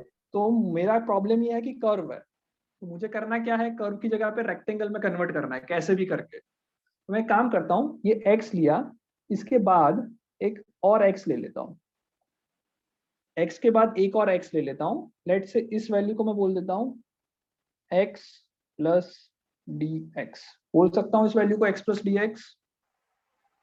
Yes sir yes sir. x से मैंने थोड़ा dx जितना आगे चला गया, ओके, तो ये उसकी करस्पॉन्डिंग y की वैल्यू कितनी होगी, x प्लस dx का whole square, dx whole x plus dx whole Yes, square. sir.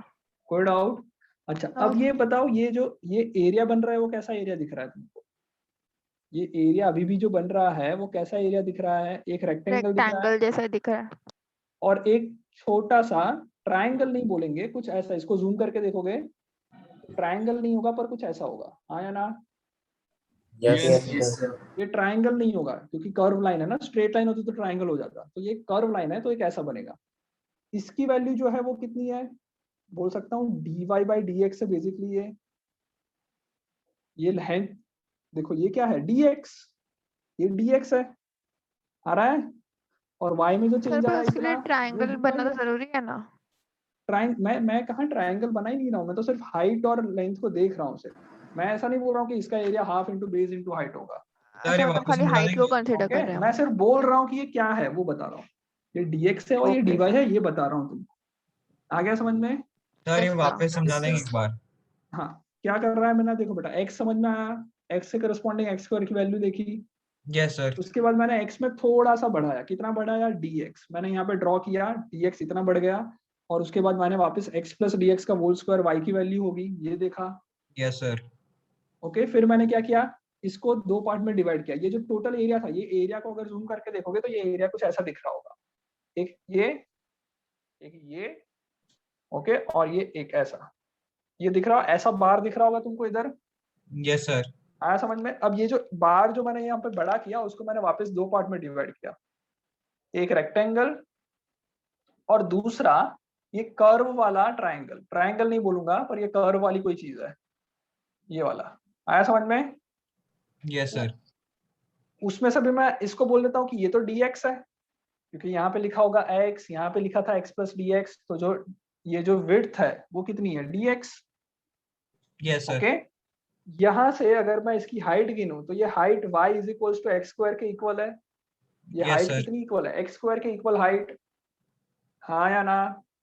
Yes sir. Okay, तो ये जो छोटी सी मैंने स्ट्रिप कट की, उस स्ट्रिप कट में एक रेक्टेंगल बनाया, एक और एक छोटा सा ये ट्रायंगल जैसी चीज बनाई, ट्रायंगल नहीं है। यहाँ तक कोई doubt? No doubt sir. Okay, अब मैं क्या बोलता हूँ, अब मैं इस रेक्टेंगल का एरिया लिखता हूँ। बताओ रेक्टेंगल का एरिया कितना आएगा? तो y की जो वैल्यू है वो हाइट में आएगी, x की जो वैल्यू है वो ब्रेथ में आएगी, height into length into breadth basically कर रहे हैं, तो y dx आएगा, इसका एरिया y इंटू dx आएगा। Yes, sir. समझ में आ रहा है? y इंटू dx आया, वो समझ में आया? Yes Yes, sir. sir. Yes, okay, ऊपर वाला जो ये एरिया है, ये एरिया जो है वो तो यार बहुत ही मुश्किल काम है, हाँ या ना? Sir Yes, sir. ऐसा एरिया dx निकालना तो बहुत मुश्किल है। Sir dx into dx plus square। क्यों भाई? dx इंटू dx अच्छा का स्क्वायर, ऐसा नहीं थोड़ी होगा, नहीं सर, नहीं नहीं नहीं। ऐसा तो कुछ नहीं होगा। ये तो बहुत मुश्किल काम है यार, नहीं कर सकते। क्यों नहीं कर सकते? बिकॉज ये राइट एंगल नहीं है। अगर ये राइट एंगल ट्रायंगल होता तो चलो मैं अभी भी कुछ सोच सकता है कि half into base into height लगा दूं, पर ये राइट एंगल ट्रायंगल भी नहीं है, ये तो साला कुछ ऐसा है, ऐसा कुछ है। तो ये बहुत मुश्किल काम है। हम लोग क्या करते हैं, अब ध्यान से सुनना, ये बहुत मुश्किल है। कोई भी मुश्किल काम होता है तो क्या करते हैं हम लोग? उसको डिफरेंट डिफरेंट पार्ट्स में डिवाइड, छोटे छोटे पार्ट्स में डिवाइड करेंगे। छोटे छोटे पार्ट्स में डिवाइड करते हैं, या फिर और कुछ नहीं करते? सर मुश्किल काम है तो रहने दो, मत करो। क्या? Approx value. Approx value, okay, very good. वही मैं बोल रहा हूँ, ये बहुत मुश्किल है तो छोड़ दो, रहने दो, क्यों कर रहे हो? बेसिकली हम लोग क्या सोच रहे हैं, ध्यान से सुनना।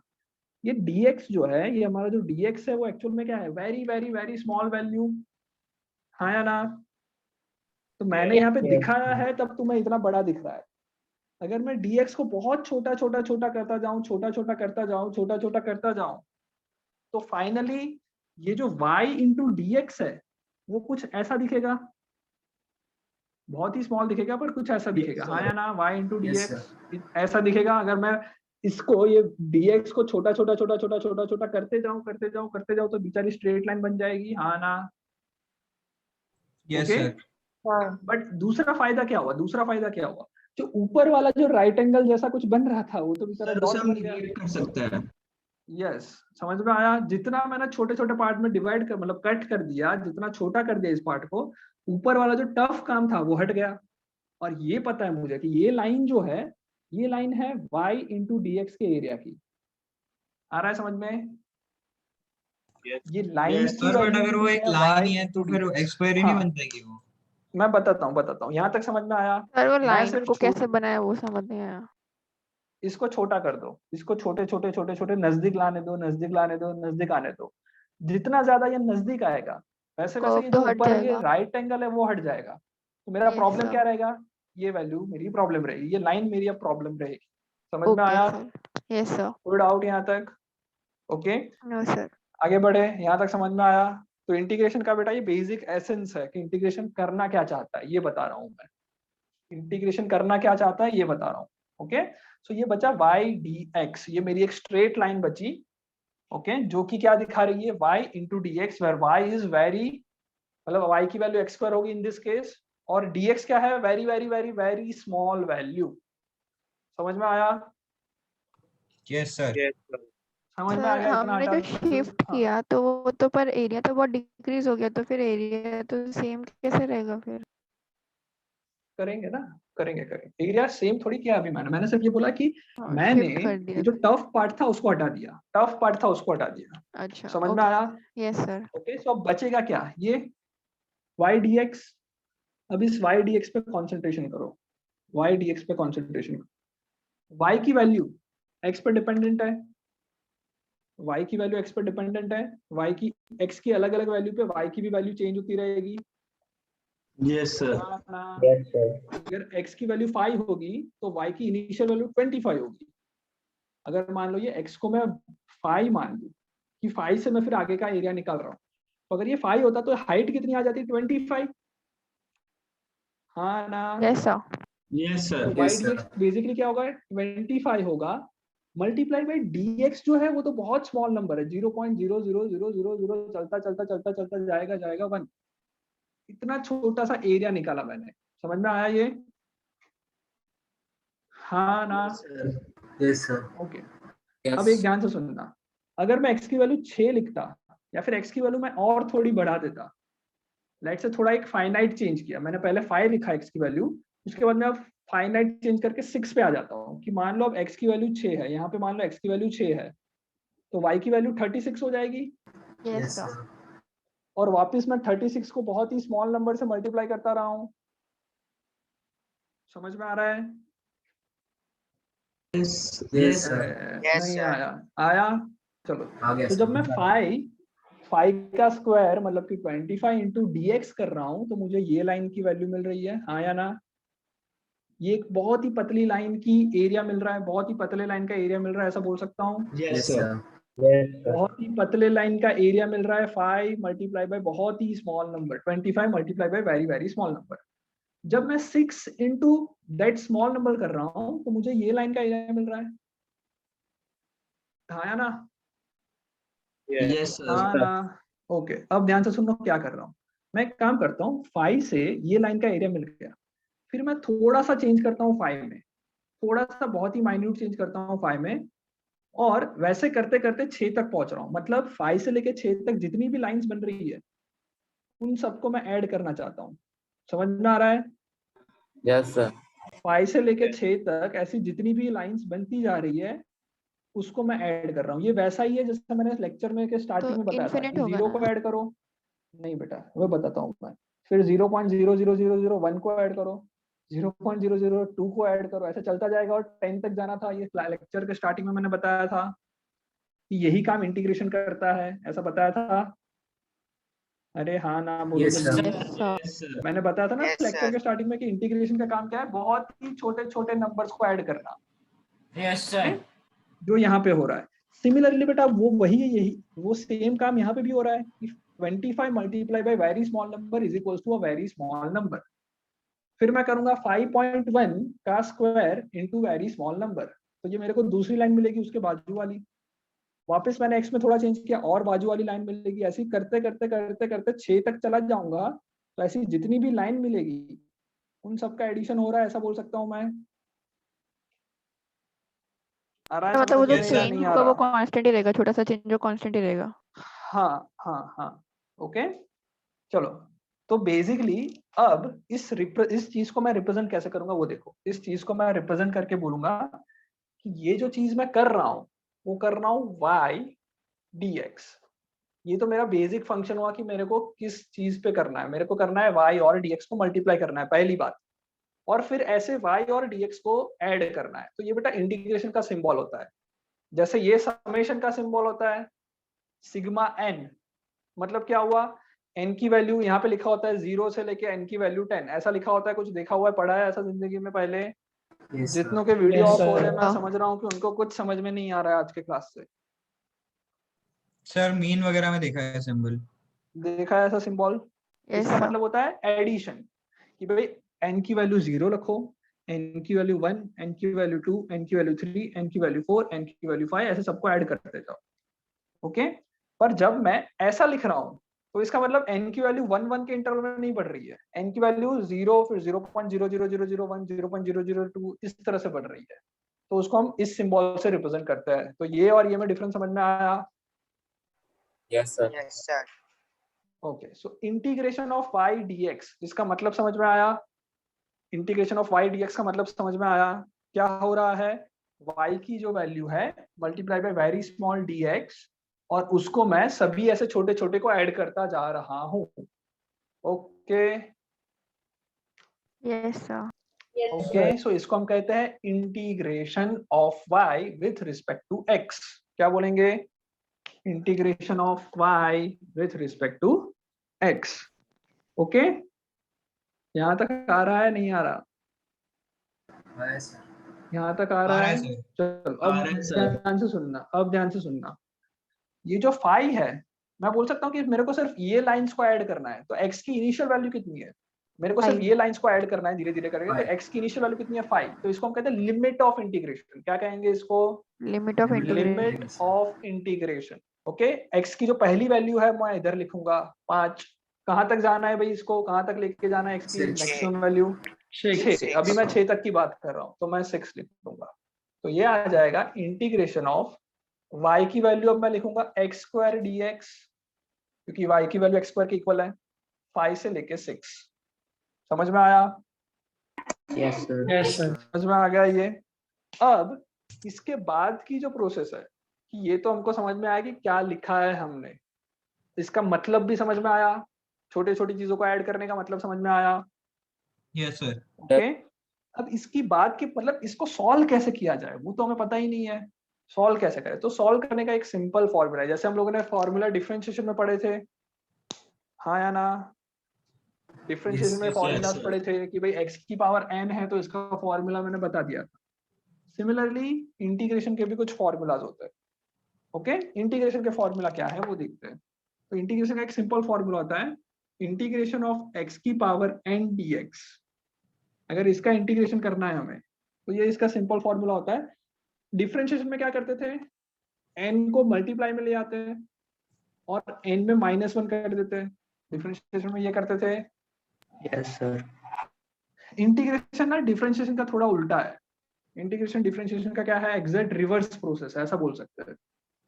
ओके, डिवाइड कर देता तो है। उसमें जो -1 करते थे, उसमें जो -1 करते थे, इधर क्या करेंगे, x को पहले +1 कर देंगे, n+1 करेंगे, और उसमें जो मल्टीप्लाई होता था वो हो जाएगा डिवीजन में n+1। ये समझ में आया? For integration. ओके, ये कैसा आया क्यों आया पता नहीं, पर ऐसा ही आता है। Okay, this is formula of integration, जैसे डिफरेंशिएशन का पढ़ा वैसा ही। ओके, अब मैं तुमको बताऊं कि ये फॉर्मूला उधर अप्लाई करके 5 से 6 के लिए इतना सा एरिया निकाल दो, तो निकालने का ट्राई करें। x स्क्वायर dx का इंटीग्रेशन बताओ क्या आएगा, तो उसको लिखने का तरीका ये है। ओके, पहले स्क्वायर ब्रैकेट करेंगे, x स्क्वायर dx का इंटीग्रेशन। सर उसमें 5 और 6 की वैल्यूज का क्या काम आएगा?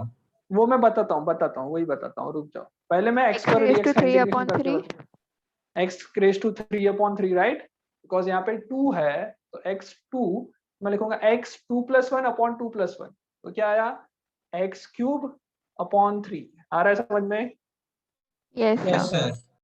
ओके, तो ये इंटीग्रेशन किया हमने किसका, x स्क्वायर dx का। ये जो 5 और 6 है उसको हम कहते हैं लिमिट ऑफ इंटीग्रेशन, और जब लिमिट दी होती है तो उसको हम कहते हैं डेफिनाइट इंटीग्रेशन। क्या बोलते हैं? Definite integration. ये क्या हो रहा है, डेफिनाइट इंटीग्रेशन। इसको हम डेफिनाइट इंटीग्रेशन कहेंगे, क्यों? बिकॉज लिमिट दे रखी है। जब ये जहां पे लिमिट ही नहीं दे रखी उसको हम कहते हैं इनडेफिनेट इंटीग्रेशन। क्या कहते हैं? Indefinite integration. Indefinite integration. और इस इनडेफिनेट इंटीग्रेशन जब भी करते हैं तो इस फॉर्मूला में एक और चीज ऐड हो जाती है जिसको हम कहते हैं कोई भी एक कांस्टेंट सी। सी क्या है?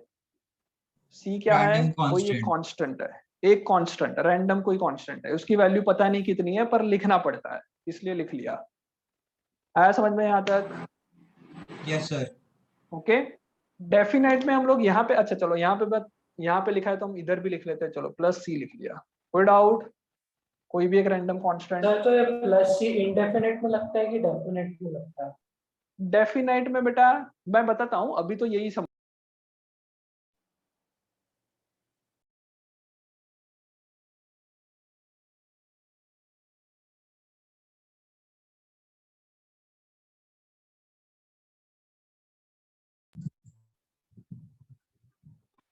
ऑडिबल?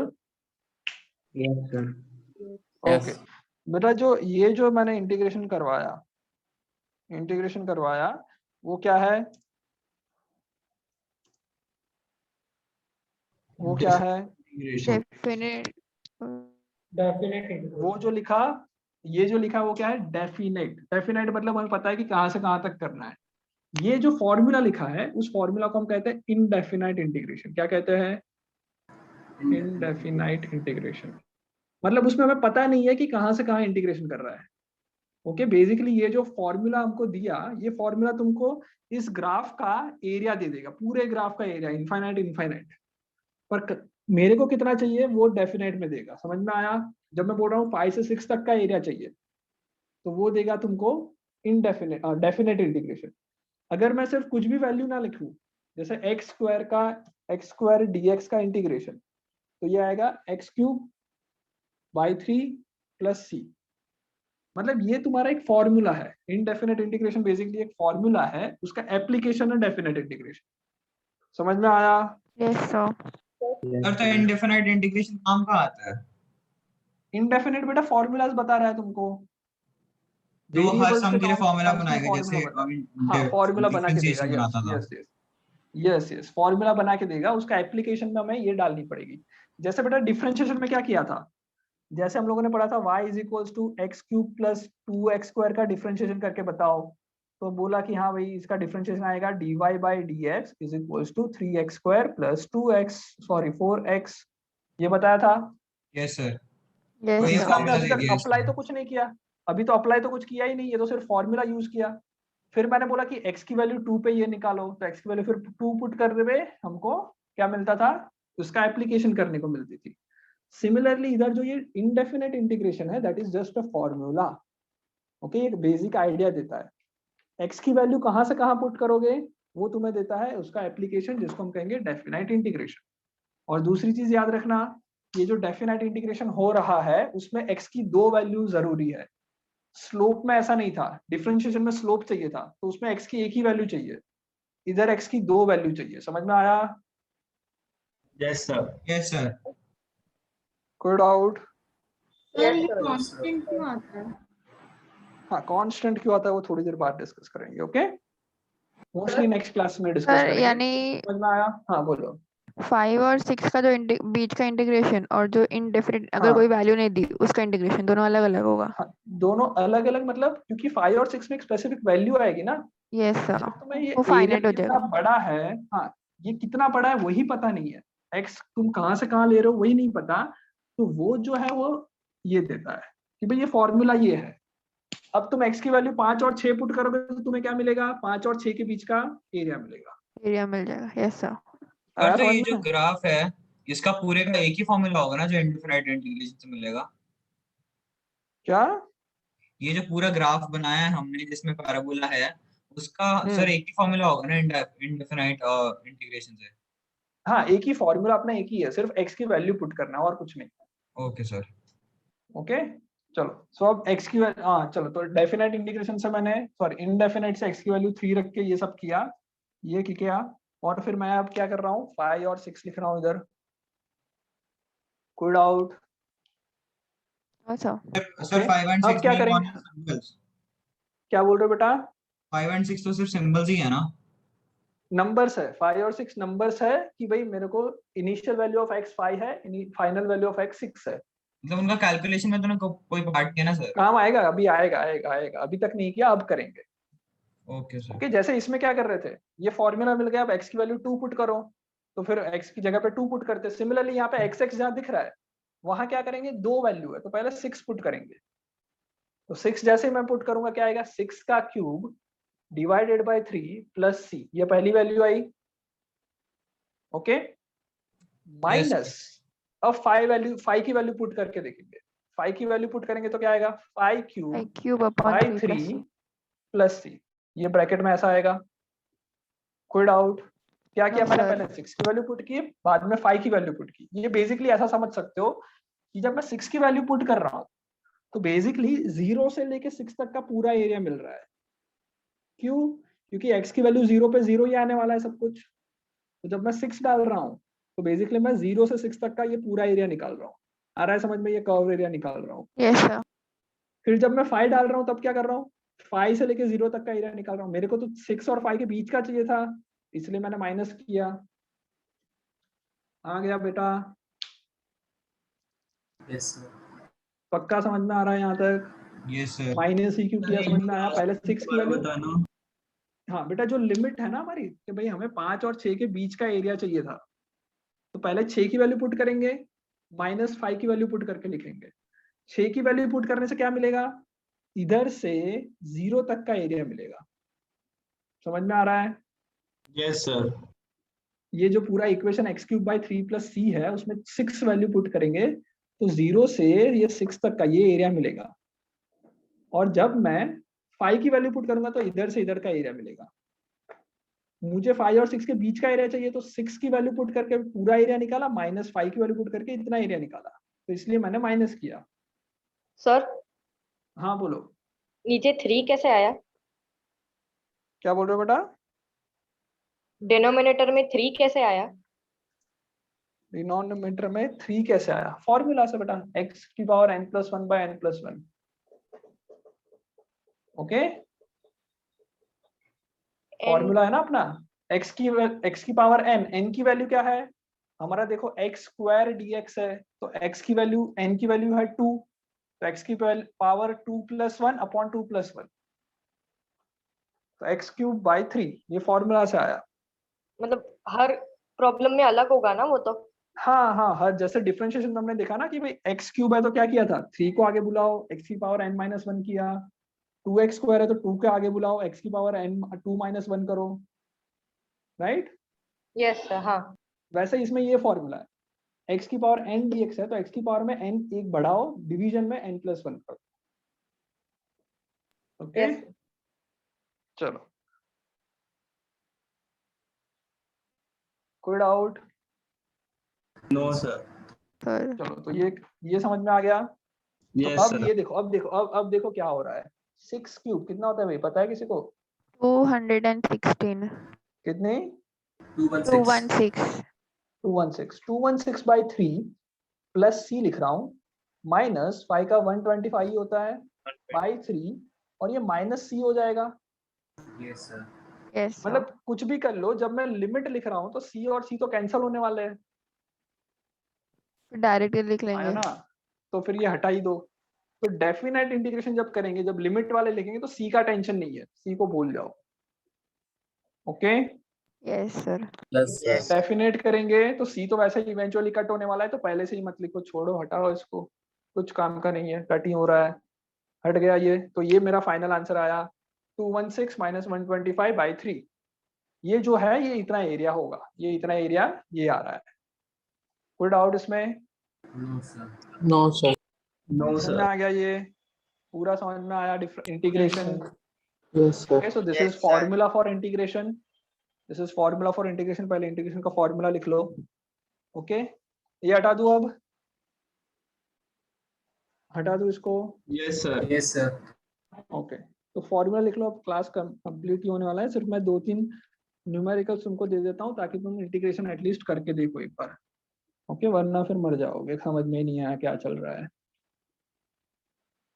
बेटा आई नो 2-3 लोगों को समझ में नहीं आ रहा होगा, नहीं आ रहा है तो एटलीस्ट तुम लोग अपने हिसाब से थोड़ा सा इंटरेस्ट जगा के एक बार वापस ट्राई करना पढ़ने का, ओके, बिकॉज यही फिजिक्स है, पूरे साल यही रहेगा। This is basically language of physics. नहीं पढ़ोगे तो आगे की फिजिक्स नहीं आएगी। हाँ बोलो बेटा। डेफिनेट इंटीग्रेशन का फॉर्मूला कैसा, ये कैसे लिखते हैं? डिराइव कैसे है? हाँ क्या क्या बोल रहे हो बेटा? सी जैसे ये फॉर्मूला ऊपर लिखा है वो इंडेफिनाइट इंटीग्रेशन का है, तो वैसे नहीं, n हाँ ये, हाँ वैसे डिफाइनाइट का कुछ है ही नहीं, यही है जो है वो, सिर्फ हमने लिमिट लिख लिया तो। हाँ वही वही। हाँ तो सिर्फ नाम दिया, फॉर्मूला एक ही है हमारे पास, सिर्फ जब लिमिट लगाएंगे तो सी को भूलना है बस, और कुछ नहीं। और तुम्हारी जो वैल्यू आएगी वो कुछ फाइनाइट वैल्यू आएगी, कुछ नंबर्स मिलेंगे इधर, क्योंकि तुम्हें एक्स की वैल्यू ही नहीं पता तो कोई नंबर में आंसर नहीं आने वाला। ओके, यही डिफरेंस है। चलो अब कुछ क्वेश्चंस दे रहा हूँ तुम्हें करने हैं। हाँ क्या बेटा, ये सी क्यों लिया वो बोल रहे हो? चलो अभी पढ़ा दूं, चलो पढ़ा देता हूँ अब तो। थोड़ा फिर टाइम, खाना पीना थोड़ा रोकना पड़ेगा, चलेगा? वैसे ही 40 हो गई है, चलेगा पक्का? ओके चलो, किसी को नहीं चलेगा ऐसा है तो बता देना, तो मैं ऐसा है तो कुछ क्वेश्चंस, अच्छा चलो क्वेश्चंस में तुम्हें व्हाट्सअप करूंगा, कोई बात नहीं। जिसको जाना है, अगर मतलब नहीं सीखना है जा सकता है, नो इश्यू। ओके, मेरा टाइम जितना था इतना मैंने करवाया, अब जो है वो डाउट डिस्कशन है। हाँ क्या बोल रही हो, वापस बोल रहे हो? कांस्टेंट क्यों आता है, राइट? ओके, तो देखो उसके लिए एक चीज याद रखना कि अपना जो डिफरेंशिएशन है, डिफरेंशिएशन अच्छी तरह से सीखा हमने। स्पेलिंग नहीं आ रही मुझे भी, कोई बात नहीं, सीख लिया था। डिफरेंशिएशन ऐसे ही होगा, यही है, फिर कुछ गड़बड़ कर रहा हूँ मैं, कोई बात नहीं, छोड़ो भूल गया।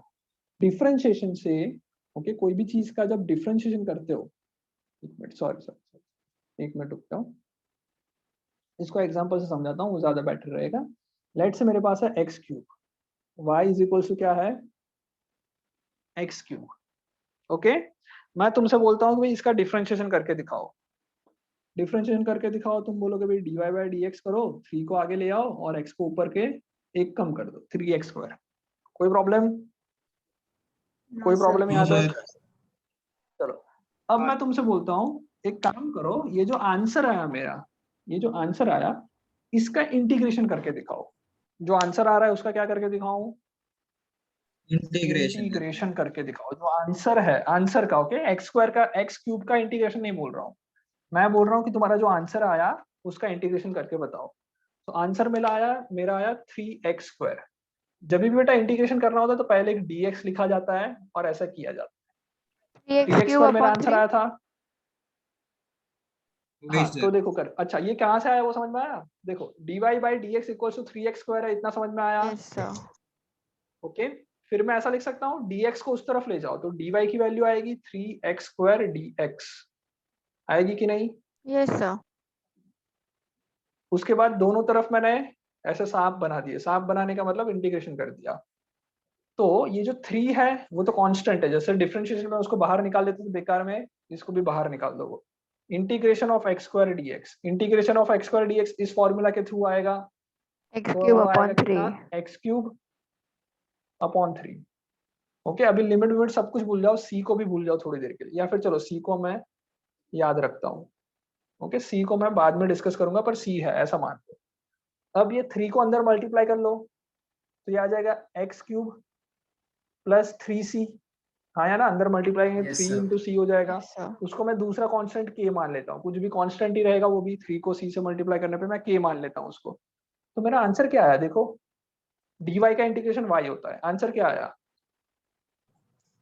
आंसर क्या आया? एक्स क्यूब प्लस के, एक्स क्यूब प्लस के आंसर आया। ओके, या फिर k को अभी भूल जाओ, x ये भूल जाओ, इतना क्या आया आंसर? X cube. मतलब क्या हुआ, मतलब क्या हुआ, जब y मेरे पास है, इससे मैं नीचे जा रहा हूँ, मतलब ये बेसिकली डिफरेंशिएशन कर रहा हूँ, तो जो आंसर आ रहा है उसका वापस इंटीग्रेशन करूंगा तो वही तो आ एक जाएगा। सर्कल में है ये सर, सर्कल है, यस, मतलब इंटीग्रेशन एंड डिफरेंशिएशन एक दूसरे की रिवर्स प्रोसेस है, समझ में आ रहा है? इंटीग्रेशन एंड डिफरेंशिएशन एक दूसरे की कैसी प्रोसेस है? रिवर्स, इंटरकनेक्टेड है। अब हाँ इंटरकनेक्टेड है, मतलब इंटीग्रेशन से जो मेरा आंसर आएगा उसका वापस डिफरेंशिएशन करोगे तो वापस वही आ जाएगा। कोई डाउट? No sir. कोई डाउट? No sir. तो अब देखो नो सर। जो ये 3x स्क्वायर है, 3x स्क्वायर है, उसका इंटीग्रेशन x क्यूब आया। ओके, x क्यूब का डिफरेंशिएशन क्या आ रहा है? 3x square. ऐसे और कौन कितने नंबर है, मतलब ऐसा और क्या है जिसका जिसका डिफरेंशिएशन 3x स्क्वायर आया? ऐसे कितने और है? अगर मैं y की वैल्यू x क्यूब प्लस 5 लिखता तो भी आंसर dy बाई dx का ये आता। सर कोई भी कांस्टेंट रखेंगे तो आंसर अगर मैं वही y आएगा की ना। वैल्यू x क्यूब प्लस 20 लिख दूंगा तो भी आंसर यही आता डिफरेंशिएशन का। समझ में आ रहा है? Yes sir. Yes sir. So देखो क्या हो रहा है, जो तुम्हारा फाइनल आंसर 3x स्क्वायर आया उसका जब इंटीग्रेशन करने से x क्यूब मिलेगा। ओके, तो x क्यूब प्लस कुछ भी कर लूं, सबका इंटीग्रेशन तो ये डिफरेंशिएशन तो यही आएगा। समझ में आ रहा है? Yes sir. Yes sir. समझ में आ रहा है? बेसिकली बेटा इंटीग्रेशन करने से क्या मिलता है? इंटीग्रेशन करने से ये क्वेश्चन पूछते हैं हम कि किस चीज का डिफरेंशिएशन करने पे 3x स्क्वायर आएगा। समझ में आया मैं क्या बोल रहा हूँ? 3x स्क्वायर dx, ये इंटीग्रेशन का मतलब ये है, इसका सवाल ये है कि किस चीज का डिफरेंशिएशन करने पे ये आएगा। ऐसे सारे इक्वेशंस निकालो जिसका डिफरेंशिएशन 3x स्क्वायर है। समझ में आया? ऐसे सारे इक्वेशन निकालो जिसका डिफरेंशिएशन 3x स्क्वायर है। तो ऐसे इक्वेशन मिलेंगे x क्यूब, पर मैं x क्यूब प्लस 5 करूंगा तो भी ये आएगा, x क्यूब बाई 20 करूंगा तो भी ये आएगा। मतलब x क्यूब में कोई भी वैल्यू ऐड करने पे इंटीग्रेशन यही आने वाला है। आ रहा है समझ में? Yes yes sir. Sir. Yes Okay, so that's why possibilities है। that's why मैं that's why infinite possibilities है, इसलिए मैं एक कांस्टेंट ऐड करता हूँ। ओके, इसलिए c ऐड किया है basically, because integration and differentiation are reverse process. कोई डाउट यहाँ तक? समझ में आ गया सबको? Yes sir. सबको आ Yes, रहा है? sir. ओके, कोई Yes, वैल्यू तो क्या बोल रहे हो बेटा? सर इस कांस्टेंट की कोई वैल्यू नहीं, कांस्टेंट की वैल्यू डिपेंड करेगी, कांस्टेंट की वैल्यू डिपेंड करेगी, हम लोग आगे के लेक्चर्स में जब आएगा तब मैं बताऊंगा। Okay yes sir. ओके, चलो, सो आज यहाँ तक करते हैं, नेक्स्ट क्लास में आगे करेंगे। ओके।